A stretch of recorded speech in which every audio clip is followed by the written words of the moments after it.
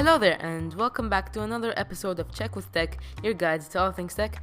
I'm your host, Yaseen Azzam, and let's get started, shall we? First things first, Motorola. Have you heard of them recently? Well, they're teasing their brand new foldable Razer flip phone, which is now confirmed. The event will be on November 13. And rumors say that the vertically oriented folding phone, will have a 6.2-inch screen when it's unfolded.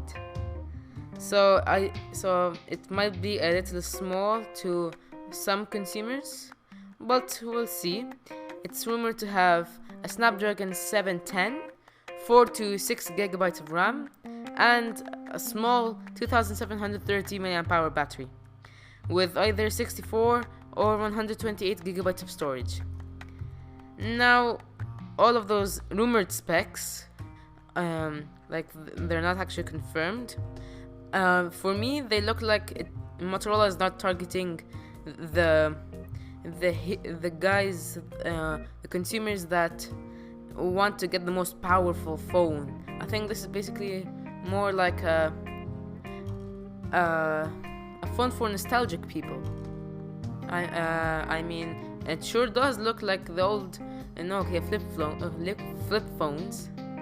But hey, we'll see. And rumors say that it will cost around $1,500, which personally I think that is a little bit too much. I mean, you have Snapdragon 710, 6 gigs of RAM, 2730 minutes of storage, and 128 gigabytes. Really? I mean, considering that the Galaxy Fold has better specs, much better specs, at $400. I don't know. Hey, we'll see at November 13th. And now a warning to all of those who have the first generation Amazon Echo and the 8th generation Amazon Kindle. If you have not updated them, well, which you should have, and it is vulnerable to the crack attack. It's basically like a hack that could get into your Wi-Fi transmissions. They could destroy the entire router or even steal your passwords. So you should have updated it, but if you don't, here is a little reminder for that. As of today, the latest software version of the first generation Echo is 6415-71120. Check if you have that. If you don't have that number, you have to upgrade it if you want to feel safer. To be honest, I feel that this year has had the most hacks, of all time.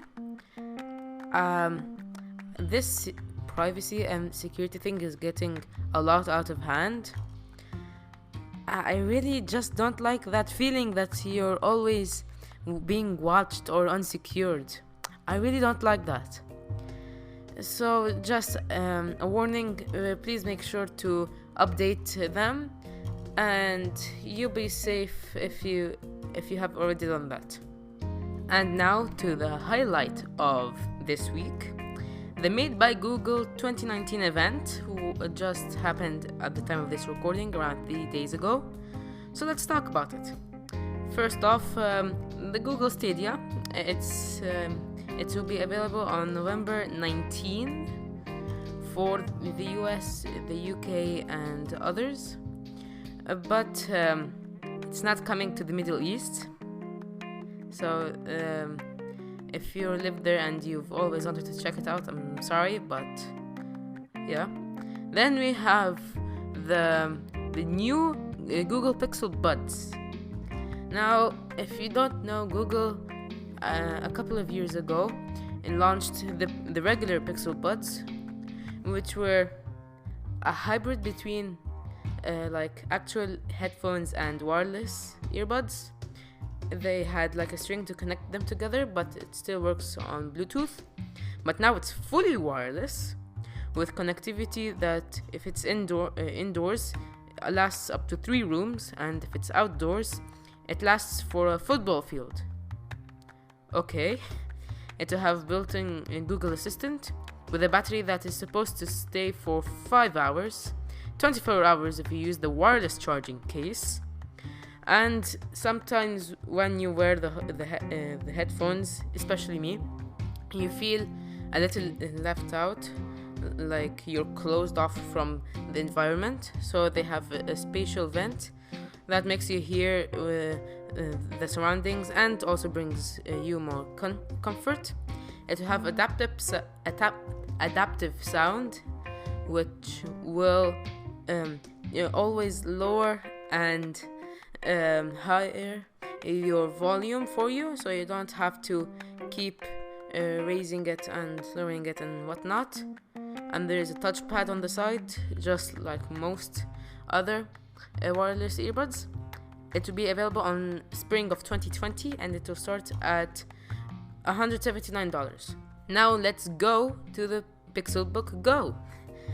It will come in 2 colors, not pink, it's definitely not pink, and just black, nothing else. It will have a grippable design at the bottom, like it's not fully flat. You could hold the laptop better. It will be 13 millimeters thick, 2 pounds heavy, and it will have a battery that is supposed to stay for 12 hours. Nice. It will either have the Intel Core M3 or i5 or i7, depending on what's your budget. 8 or 16 gigabytes of RAM, 64, 128 or 256 gigabytes of SSD storage. It will start at $649, and you can pre-order it now, but the pre-order is only available for just black, not pink is coming later. Now let's go to the most leaked phone of all time, the Google Pixel 4 and the Google Pixel 4 XL. Now, as usual, and they will come with stock Android 10 in this case, and just like every other Pixel phone. And the Pixel 4, the regular version, will have a 5.7 FHD OLED panel, and the XL will have a 6.3 inch QHD OLED display. But here's the real kicker: both of these phones will have a 90Hz display, just like the OnePlus 7 and the 7T and the OnePlus 7T Pro. They will have a 90Hz display, so as usual you have one of the most smoothest screens ever. Both will have the Snapdragon 855 processor. And now here's where things get a little worrying. The Google Pixel 4 will have a 2800 mAh battery, and the XL will have a 3700. Both will come with an 18 watts charging brick and with key wireless charging. Now the problem is that, especially with the 90Hz display and the Snapdragon 855, I really don't know if those two batteries could actually last. I mean, the 3700 for the XL are passable, but the 2800, I mean, those are like 2-3 years ago batteries. I don't know how this might work out. Probably Google did something with their software that might fix it, but we will see. It will have a dual camera setup, not 3 cameras just like most other phones. I wonder why, but the second camera won't be an ultra-wide. It will be a 2x telephoto zoom.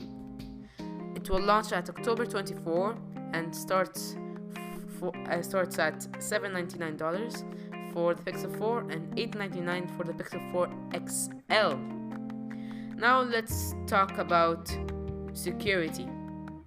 It will have their latest Titan security chip, but this time it will not have a fingerprint reader, not even an in-display one. It, just like Apple, is confident enough to use fully on face recognition technology. But here's something new. Next to those sensors, we'll have a radar, so you can use motion sense. Basically, an option where you can control most of your phone without even touching it. The cameras will include a 12.2 megapixel f1.7 optical image stabilization wide camera, a 16 megapixel f2.4 OIS 2x optical zoom telephoto camera, and an 8 megapixel f2.0 wide selfie camera. That was a lot. Now, I'm really not sure about this phone. The forehead looks thick, probably as thick as the notch and the iPhone 11. Just like I said, I'm not really sure about the battery. It will come in 3 colors: just black, clearly white, very clearly, and oh my god, so orange. And yeah, also orange. It may look good, but it's limited edition. Yeah. Really, the phone looks good. It looks great. It has IP68 water and dust resistance. I'm just not sure about the batteries and the motion sense radar. I have heard that a lot of times it hasn't worked. But hey, we will see on October 24. Now, let's wrap up for this week's episode. I hope you enjoyed. Please make sure to check out my other episodes, leave a review on Apple Podcasts, and check my website where I post weekly articles about the greatest scoop of technology. As always, this is Yaseen Azzam signing out. See you next week.